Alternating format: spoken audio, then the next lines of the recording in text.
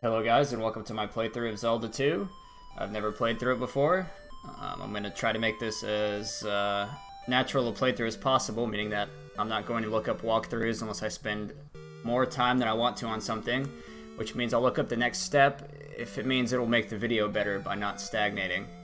I think a certain amount of uncertainty is good in a playthrough up to a point, makes it more interesting.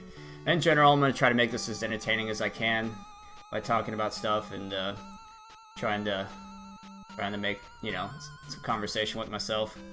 But alright, so here we go. Let me just put the volume up on the game a little bit, get us started here, and we'll start it up.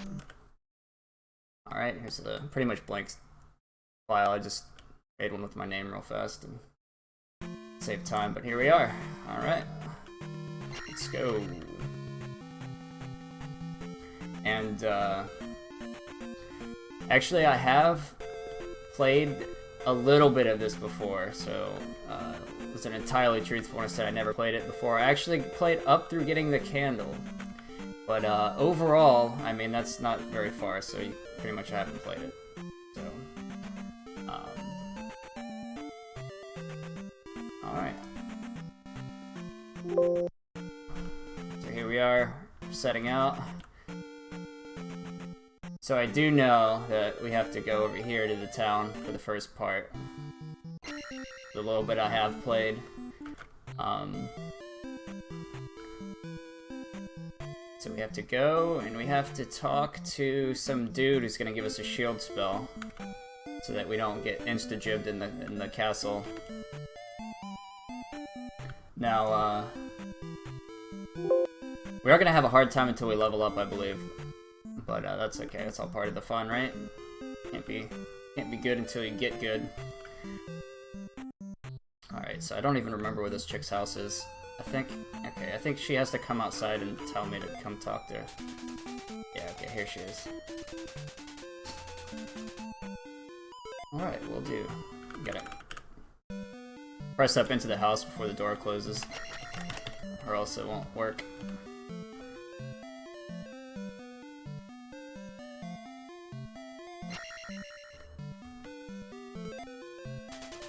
Guy.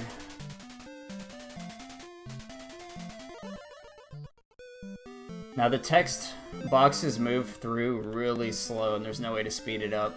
That's pretty much the only thing I don't like about this game. I've played a couple other NES games, or, you know, a decent little bit. I've recently got back into it, and so far this game has impressed me the most. Are the ones I played. You know, I heard Crystallis is good, but I reached a point where I had to grind a lot, and so I stopped playing there. I'll probably come back to it, but like, it was gonna take me like 40 minutes just to get to a high enough level to where I could face the next trial in that game, which was pretty absurd feeling at the time. Okay, we got the shield. Now we're gonna head over to the castle.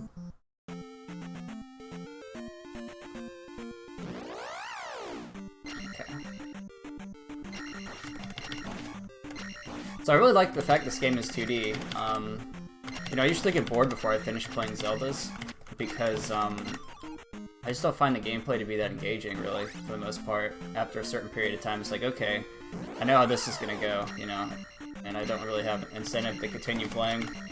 But I think this will keep my interest for longer, because I like platforming games a lot, you know.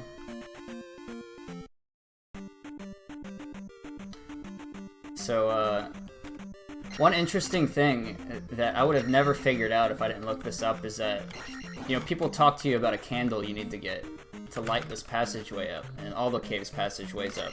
And so you think you need to go find a candle before you go into any of the caves, but in actuality, like, you have to go through this cave to get to a place that you can get the candle at, so that you can go back and go into caves with the candle, which is like the most absurd logic I've ever heard. Ever. You know, like, how is anybody supposed to figure that out? That just seems insane to me. I would have never figured it out in like 10 million years without looking it up, for sure. It's just so... it defies logic so hard.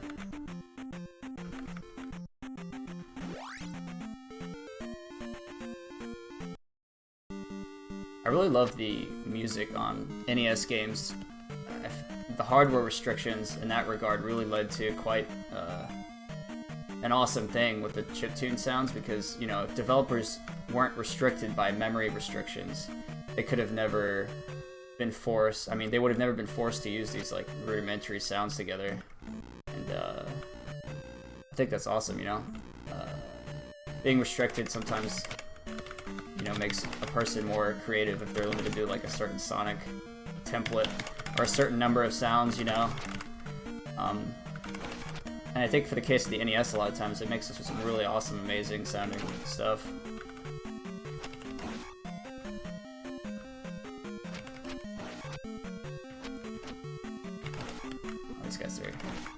These guys are like the definition of fodder. Fodder was invented with these dudes, I think. They like don't give you any experience. They die in one hit. All they do is hurt you. You know, I should be using my shield actually. Okay. So I'm gonna die. That's okay. One thing that's cool is that your guy has velocity, right, and inertia, so that when you stop, you don't stop immediately. Like right now, I'm letting go of the button right now. So you see I kind of move forward. And you kind of got to use that for the skeleton dudes, because otherwise they hit you. So you kind of like slide into them and jab them. Yeah, you like give them a nice slide jab. I think that's how I think that helps. It seems to be helping me when I try to slide in. Here's a key.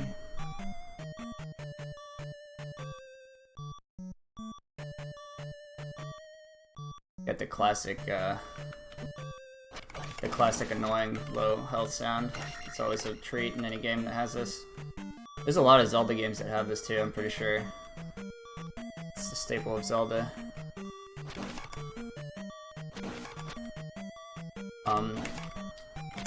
I think the simple nature of these games... Oh, I died, that's right. The simple, like, the restriction of having to have such a simple set of graphics also keeps the developers focused, you know? I feel like a lot of these old games aren't any worse than modern games, and I feel like they're better a lot of times, because you can't hide from the gameplay, right? Like, you can't focus on, like, an amazing cinematic experience or like an interesting world to look at, because, you know, you're stuck looking at these pixels, and the developer has nothing else to turn to except for the gameplay, you know? So, I think a lot of these older games are gems that, you know, people who weren't born when the NES was out have a lot of opportunity to play nowadays and have fun with. Alright, so... I'm gonna get to this dungeon. I sort of remember this dungeon because it's the, you know, it's the dungeon where you get the candle, right? But I don't remember exactly where to go. Just a little bit ago. But yeah, you do level up, which helps. I don't think you can pick what skill you get, actually, but it doesn't really matter. I mean, everything's kind of important, right? So here's the ferry.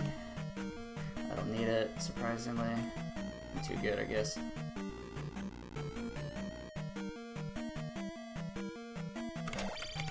I think that this song right here is pretty dope. Pretty dope. The first time I tried to battle this guy, I did this for like 50 years, just hitting him over and over again like this, trying to get shots in. And then I actually looked up a way to fight him better, so I'm gonna use that starting now. But I guess something I don't think I would have figured out either. You gotta like hit him right in the head as you're coming down. Otherwise, I don't know if there is a pattern to like the way he does his things. You know, like it's too hard to hit him just like standing still on the ground.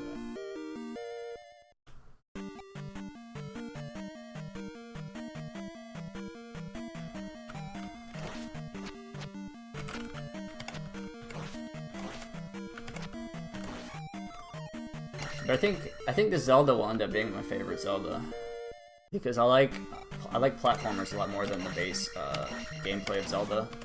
I feel like even though 3D Zeldas had some cool, like the setup was cool. A lot of times like the actual gameplay wasn't that interesting, you know? Like sure, it was kind of like an action RPG and that you had to walk around and hit shit, but like really the gameplay wasn't that interesting, right? To me, in my opinion, right? Like it was cool for a while and stuff, but like I think the main draw of those games is exploration, which is fun for a time, you know? But the gameplay isn't really the moment-to-moment action gameplay isn't really a skill-based thing that really holds the attention for that reason, you know? So whereas this, I feel like skill is way more of an element of it, you know? You gotta be able to like hit some good timings with your jumping and stuff. I can't remember if I should keep going. I have a key. I can go over here first, just because it's close.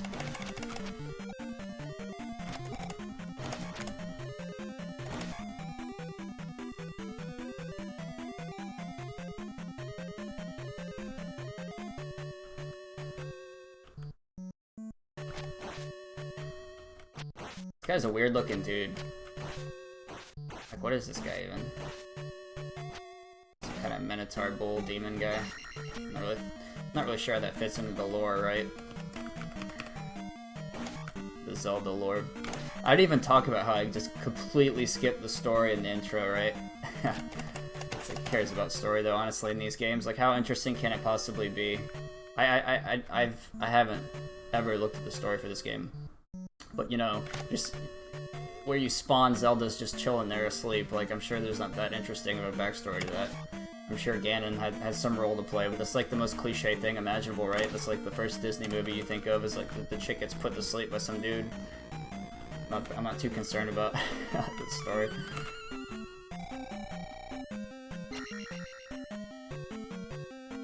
I've almost never cared about the story in any game, pretty much. You know, the game developers a lot of the time aren't gonna be making the most insane stories. Or even interesting stories at all, I feel like.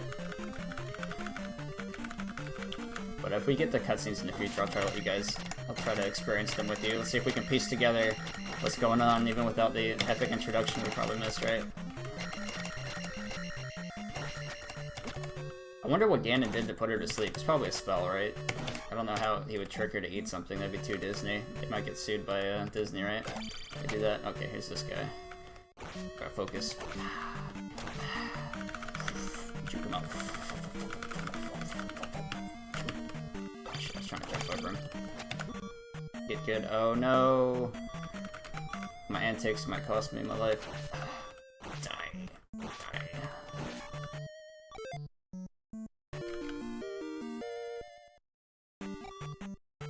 I'll use my shield. I need to start using this more.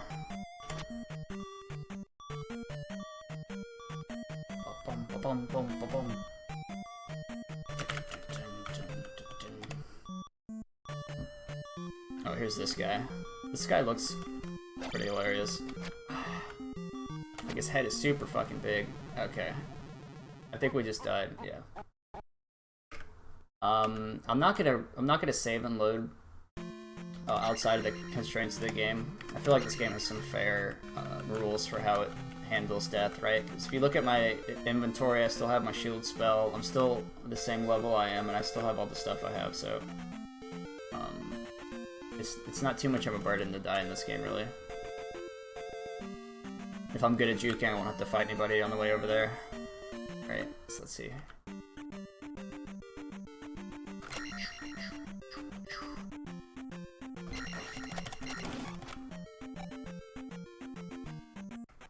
Can barely make out the outline of that guy. It's like a disruption in the force, you see. Oh, oh, you know what, actually? I think there's something down here we can use to aid our traveler.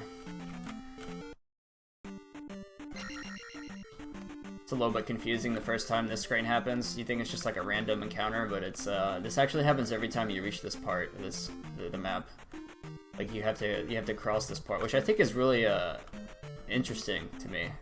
It's a cool little segue to this area over here to have like a platforming area that's not tied to like a major area, you know, that has some stuff you gotta dodge. It's pretty awesome.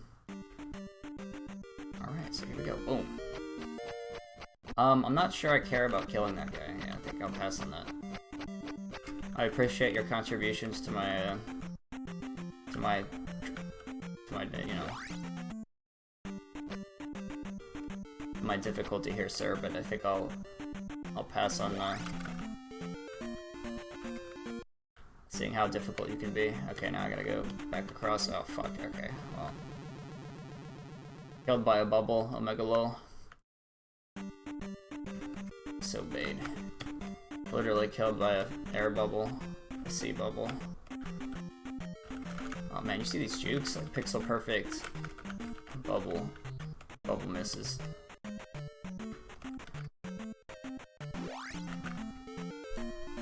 In general, I would say I'm pretty decent at platformers, you know. I'm 29 years old and I grew up with, you know, when I was 2 I was playing Mario a lot on the NES. That's pretty much the only game I had for the NES until I got a Super Nintendo, right? But I think it like trained me to be good at platformers from a young age. But you know, I'm close to having the world records in a lot of the N++ levels and some of the Super Meat Boy stuff, so I'm pretty decent at games. But I find it amazing that I can still have such problems in some of these old games just with the single player. You know, like I don't know how they expected the average Joe to do some of these things. And what comes to my mind immediately is Super Star Wars. You know, those games are insanely hard. Insanely hard. I don't know how they expected mortals to beat those games without cheating. But I was playing that yesterday and I couldn't even get past the first level. Like you get to the boss and the boss takes forever to kill. I'm talking about Super Star Wars Return of the something. It's the second one. But all those games are really amazing. I think they're probably some of the best SNES games out in terms of action platformers. And I had the first Super Star Wars growing up as a kid, which I never got very far in, you know, so I was like maybe 5 years old. So we have the ferry, we have the key. Okay, so we get on here, we gotta kill the horse head guy.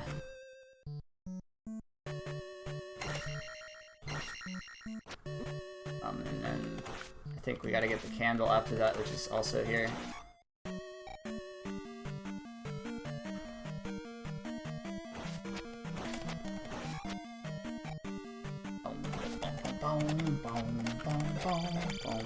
If I keep dying to certain parts of this game, I might consider doing load saves just so you guys don't have to watch me do it over and over again, because I don't know how interesting it is to watch somebody go through some of these boring parts, you know? Like, Zelda's not like an intense action game, right? So there's not like moment-to-moment, absurd, like, skill-based gameplay going on at all times, so I can see how it could get boring to just watch somebody die in this game. But actually what I'll do is I'll put timestamps in my video, so if I have like a long period where I'm just dying over and over again, you can kind of skip to the next part, right? So like, I'll put like the time that I defeat this horse guy, and then if you don't want to, you know, hear my cool story bobs in between starting and finishing this guy, I'll probably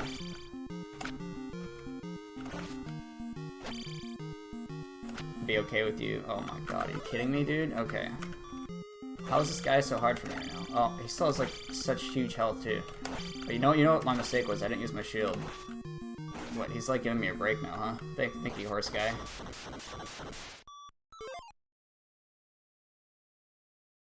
That's pretty lit, fam. He just stood there.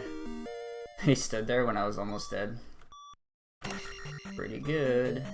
Pretty good. Alright.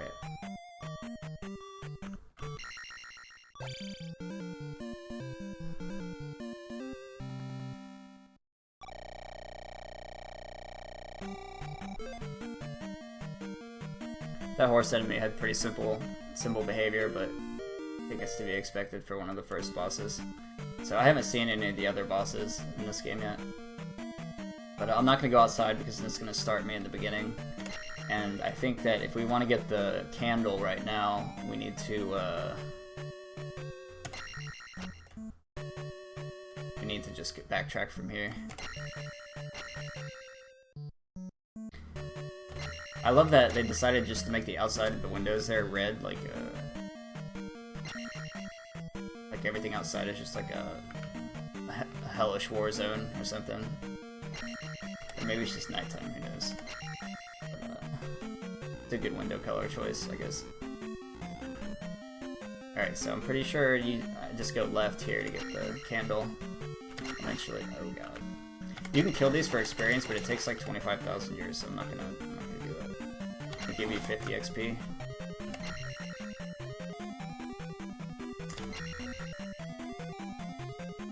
I wonder whether Mountain Dew had bonus XP for Zelda back in the day with their Mountain Dew. It's probably something you could look up. Wouldn't be surprised.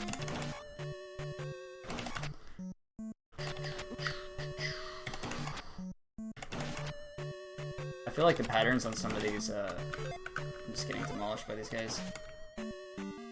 On some of these ball floating things, it's like almost impossible to dodge. In this area coming up especially. Am I hallucinating? Was I just here? What the hell is going on? No, I think I'm going the right direction. I feel like I'm having deja vu, like wasn't I just here? Dude, I honestly can't remember. You'll have to forgive me. No, I don't think I fought the skeleton guy. Right? Am I in a loop? No, I don't think so. Oh my god, okay, the key. I already got the key, what am I doing? Okay, I think I know what to do. I gotta go back to the elevator and go down and to the left.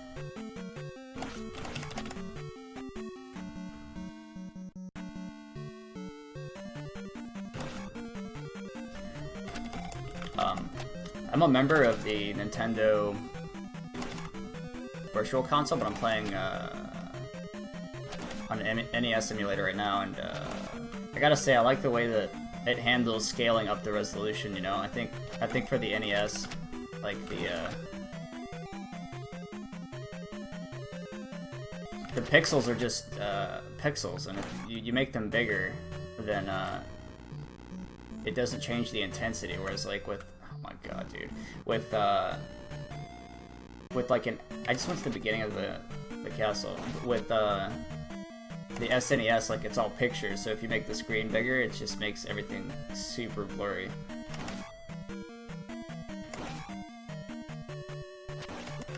Oh my god, dude, okay, shield time. Surprised I haven't died more, actually. I don't have any magic power, huh? Okay. These guys are like so non-threatening, it's insane. Like the threat from those guys is getting bored and not remembering they're there and not being able to summon enough energy to like hit them with your sword, you know? That's how useless those guys are. Okay, I don't think I was here. Okay, I think this is it. You'll have to forgive me if I'm going the wrong direction. Oh Jesus. Okay, this is what I'm talking about. Like, there's no way to dodge some of these dudes. Like, what is this? Like, I can't go under them. I can't. Okay, so. All right, okay. Thank you kindly, sir. I'll just wait that out.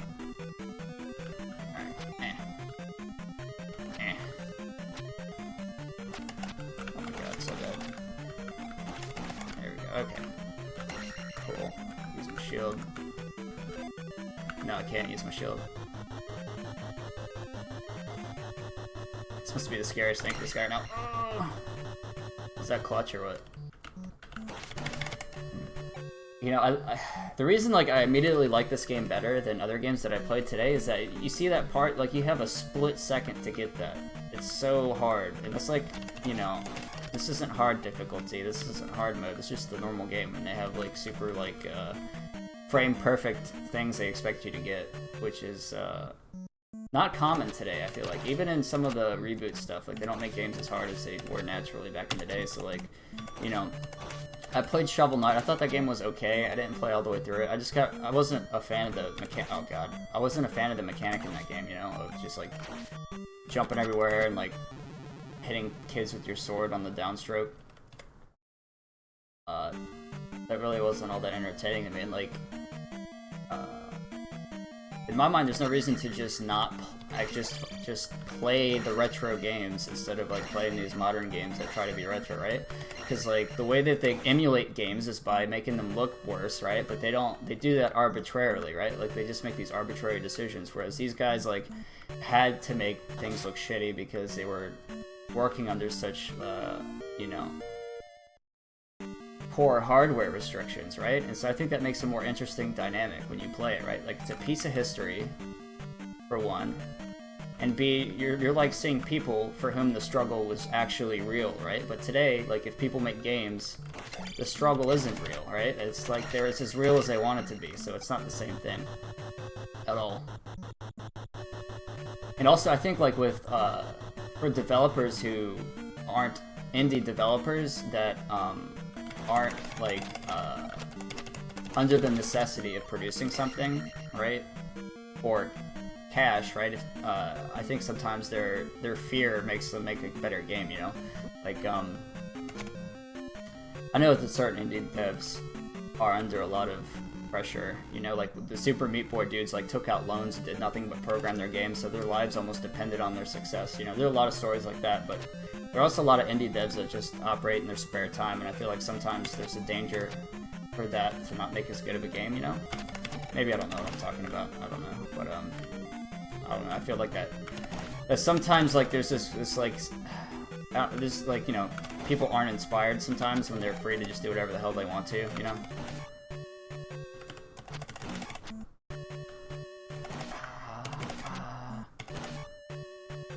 Because like you should, for instance, like if I'm playing like a mod for an RPG game, like I'm less excited that it was made by the community than the developers of the game, you know? Because I feel like the developers are always going to make better content than other people. That's my feeling. I'm probably wrong, you know, but that's just how I feel about it. So I got the candle. That's nice. And this is the point where I don't know what to do. So now we're in uncharted territory, boys. And so my plan is I'm gonna go back to the top left town, and I'm gonna see if anybody has any clues for me there. Oh no, you know what I'm gonna do? I'm gonna go to the first town because I think somebody has a reward for me for killing that guy. So let me go do that first. You guys see that juke? I'm not even trying, and I juked all those fireballs like I'm a speedrunner. Look how bright this cave is now. It's so bright it's gold. Should I find a cave like this made of gold?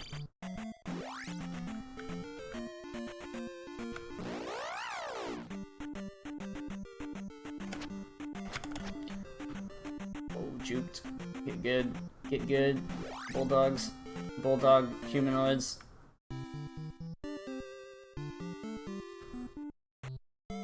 What would you call a bulldog person? A bulletard or what? A bulletard? I don't know. That seems like a good name for this guy. This fat guy right here. Does he have anything? I bet he has nothing cool to say. I'm gonna regret talking to him. 5 hours later, let's see. Okay. That's good advice, thanks guy. I doubt that'll actually help me with whatever that's talking about. Okay, that girl just wants to heal me or some shit.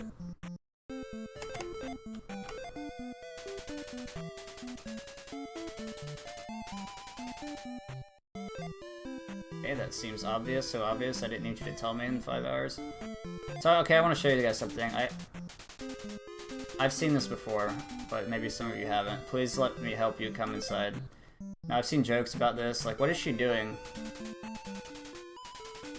Like, she can restore my life. I don't know what powers this woman has to restore life, but I think there was intentionally a sexual innuendo there, which is pretty funny. Okay, she wants me to talk to him. I think this guy's gonna give me some stuff, right? I think that he's happy that I killed the dude, and he's gonna give me. It's either this guy or somebody else here that gives me the thing. Oh, okay, cannot help me. Whatever, dude. Okay, fine. I don't know why the daughter wanted me to talk to him. It seems good. Thanks, lady. You baited me. There's somebody in here. I frickin' know it. Okay, not the kid's not gonna have anything to say to me. I'm sure of it. Oh my god, what in the world is going on? Okay, okay, okay. You know what? Okay. I'm gonna...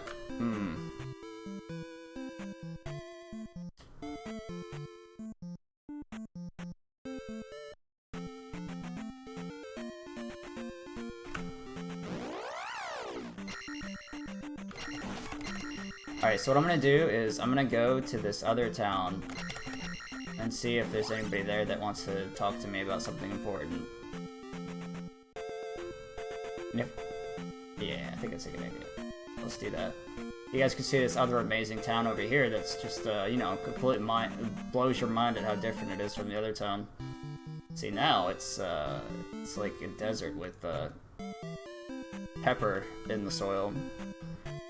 Grows good jalapenos in the summertime. Please, no, it's alright. I think I'll pass on that. Yeah, she likes to give you mana, which I don't need. I don't know what she does to give me mana, but I'm sure it's just as impressive as the other chick. What's up, guy? You guys seeing this right now? I don't really know what that's about. Seems good. This guy is actually an error, I guess. I don't know if that's supposed to be like that or what. Could not load name file.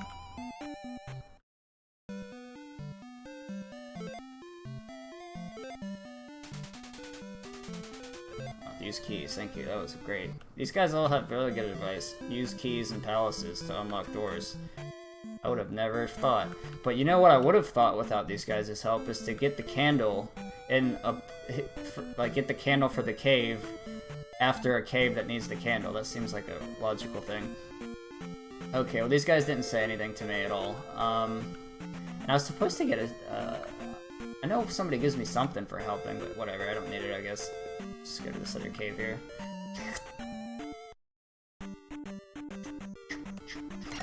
What are these things? Well, now I don't have my... Oh my god, these things... Is this gonna start getting hard, this game? What the hell? Look at this. Look at this. So good. It's helping me not at all. Oh, okay.